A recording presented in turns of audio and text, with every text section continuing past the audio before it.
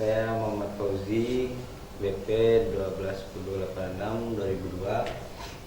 Saya di sini untuk menjelaskan 25 teori komunikasi sebagai tugas akhir dari Bapak Leandre Darwis yang sebagai dosen teori komunikasi.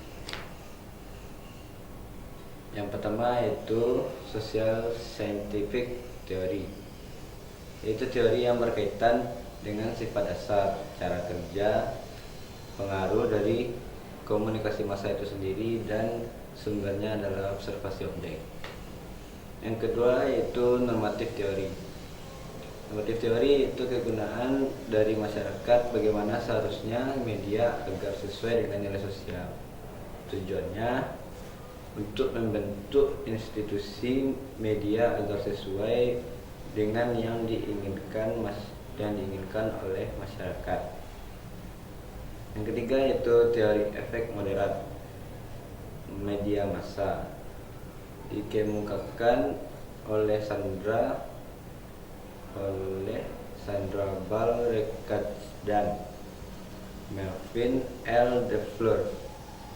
Teori ini memfokuskan kepada kondisi struktural suatu masyarakat yang mengatur kecenderungan terjadinya suatu efek media massa. Dalam teori ini, media massa dianggap sebagai sistem informasi yang memiliki peran penting dalam proses memelihara perubahan dan konflik pada tataran masyarakat, kelompok, dan individu dalam aktivitas sosial. Yang keempat itu spiral of silence theory, yaitu teori yang berpendapat bahwa media memiliki efek yang sangat kuat dalam membentuk opini publik. Apa yang disampaikan oleh media hanya diterima begitu saja oleh khalayak tanpa memberikan pendapat. Yang kelima itu teori adaptasi. Teori adaptasi adalah teori yang mengatakan bahwa perilaku individu saling memiliki pengaruh satu sama lain, menciptakan sebuah pola seperti sebuah tarian. Yang keenam itu teori penyimpangan dugaan. Menurut teori ini, kita memiliki dugaan tentang perilaku orang lain berdasarkan norma-norma sosial maupun pengalaman kita sebelumnya dengan orang lain dan situasi di mana perilaku tersebut terjadi. Dugaan ini dapat melibatkan hampir semua perilaku nonverbal, misalnya kontak mata, jarak, dan sudut tubuh. Yang ketujuh yaitu teori kebohongan interpersonal. Kebohongan merupakan bagian dari interaksi yang terus berlanjut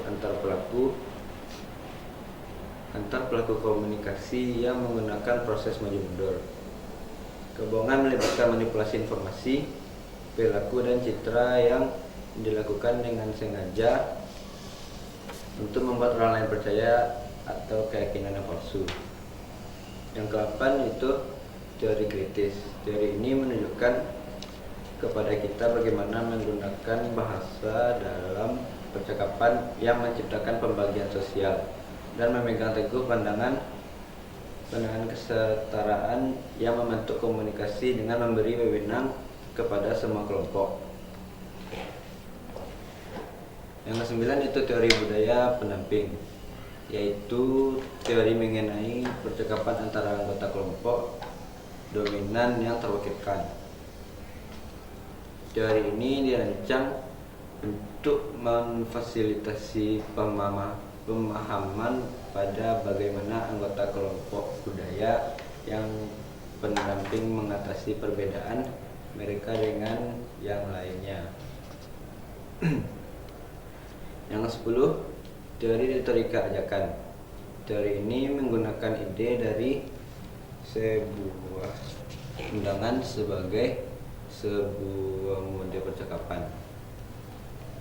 Teori ini merupakan pertimbangan dari sebuah mode interaksi yang berbeda, di mana seseorang berusaha merubah mode yang lainnya. Yang 11 yaitu teori penyusunan.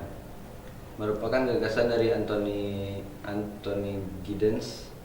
Teori ini mengatakan bahwa tindakan manusia adalah sebuah proses produksi dan reproduksi dalam berbagai macam sistem sosial.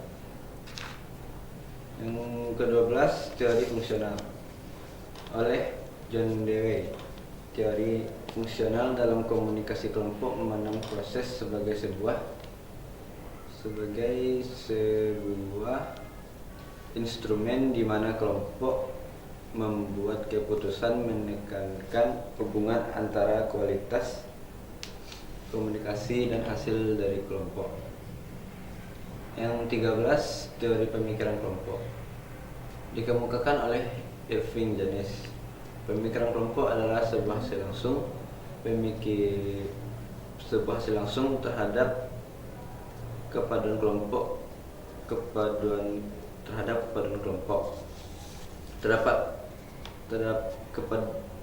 Kepaduan dapat menjadi hal yang baik karena membawa anggotanya bersama dan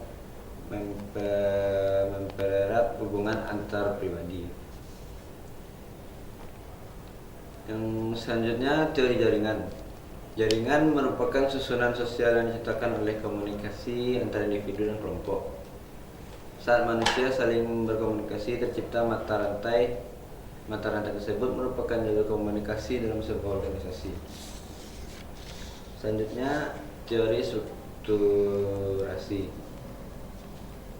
oleh Marshall Scott Paul dan Robert McPhee. Bagi mereka, susunan adalah manifestasi atau hasil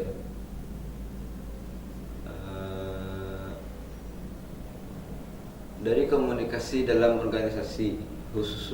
Susunan organisasi diciptakan ketika individu-individu saling berkomunikasi dalam pusat strukturasi.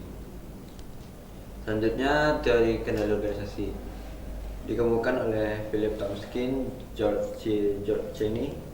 Teori budaya pendamping itu teori mengenai percakapan antara anggota kelompok dominan yang terwakilkan. Teori ini dirancang untuk memfasilitasi pemahaman pada bagaimana anggota kelompok budaya yang pendamping mengatasi perbedaan budaya mereka dengan yang lainnya. Yang selanjutnya, teori kelompok dinamis. Teori ini dikemukakan oleh Robert Bells yang mengarah pada sejenis pesan yang manusia ungkapkan dalam kelompok dan bagaimana semua ini mempengaruhi peran kelompok dan kepribadian.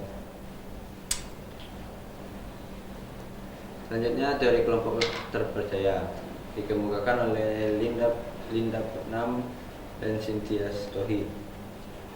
Kelompok ini memiliki karakteristik anggota kelompok saling tergantung dengan lingkungan.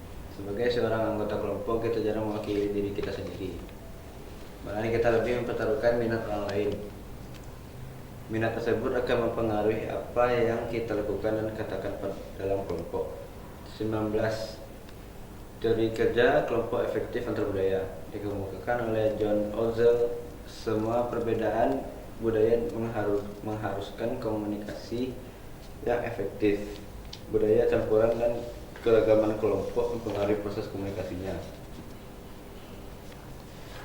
Yang ke-20 itu teori efek moderat media massa dikemukakan oleh Sandra Balrus dan Melvin L. Defleur.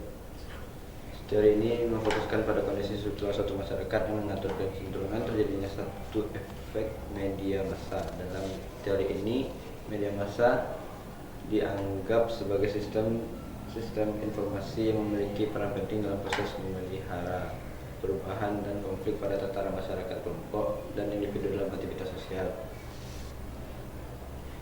Selanjutnya, spiral of silence theory, yaitu teori yang berpendapat bahwa media memiliki efek yang sangat kuat dalam membentuk opini publik. Selanjutnya, cultivation theory, teori penamaan, yaitu teori yang mengatakan bahwa ada penamaan bahwa seolah-olah khalayak tergantung pada media. Selanjutnya, teori agenda setting dikemukakan oleh McCombs dan D.L. Shaw. Teori ini menyatakan bahwa media memberikan tekanan memberikan tekanan pada suatu peristiwa, lalu media akan mempengaruhi khalayak untuk menganggapnya penting. Selanjutnya, teori penyebaran. Teori ini dikemukakan oleh Rogers yang merupakan gabungan dari empat mampu berkomunikasi dengan bahasa verbal. Selain itu, bahasa verbal juga sangat kompleks sehingga tidak mungkin manusia belajar bahasa dari makhluk yang lainnya. Selanjutnya, teori nomotetik, yaitu teori yang bertujuan untuk menggambarkan dengan jelas dan benar bagaimana kehidupan sosial berjalan. Sekian dari saya, terima kasih.